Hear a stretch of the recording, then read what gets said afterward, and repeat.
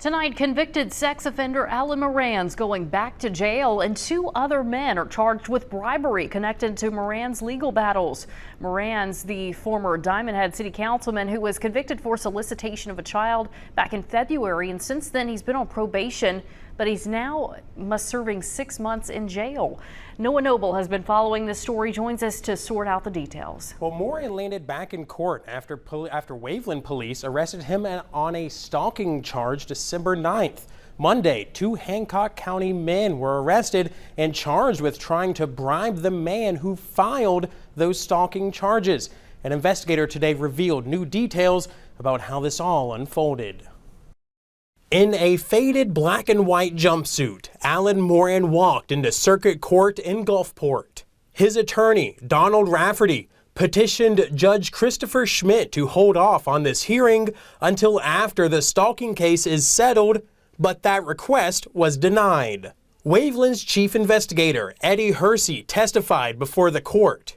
He says on November 5th, a 19-year-old Lowe's employee showed up at the police station to file a report against Alan Moran.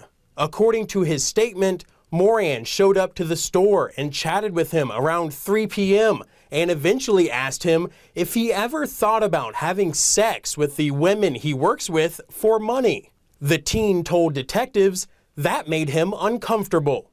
This is security camera footage from inside Lowe's showing the encounter, but there is no audio, a fact that Rafferty pointed out. Then, around 6 p.m., Alan Moran is seen returning to Lowe's and waiting in the parking lot in his truck. A few minutes later, the Lowe's worker is seen leaving the store.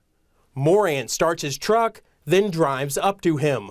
That's when the teen told police Moran offered him $20 to have sex and kept trying to get the 19-year-old inside his truck. The employee also told detectives he feared for his safety. An affidavit was signed on November 18th, and on December 9th, Moran was arrested. Judge Schmidt ruled that Moran will have to serve county jail time for his misdemeanor conviction contributing to the delinquency of a child. Also in the courtroom, the family members of the 17-year-old that Moran was convicted of soliciting. I spoke with that teen's mother after the ruling. Listening to that, I kind of fell apart. It's all too familiar. It's definitely a pattern. And he gets 6 months. It's sickening. Where's this emotion coming from? It's just all coming back. You know, we've dealt with this for so long, and I had such high hopes that finally someone was going to do something, that finally another kid wouldn't be hurt. And we went through everything that we went through, and here's another story, another child. What kind of 37-year-old sex offender has any right to be talking or offering sexual favors to an 18 or 19-year-old kid? It's not right.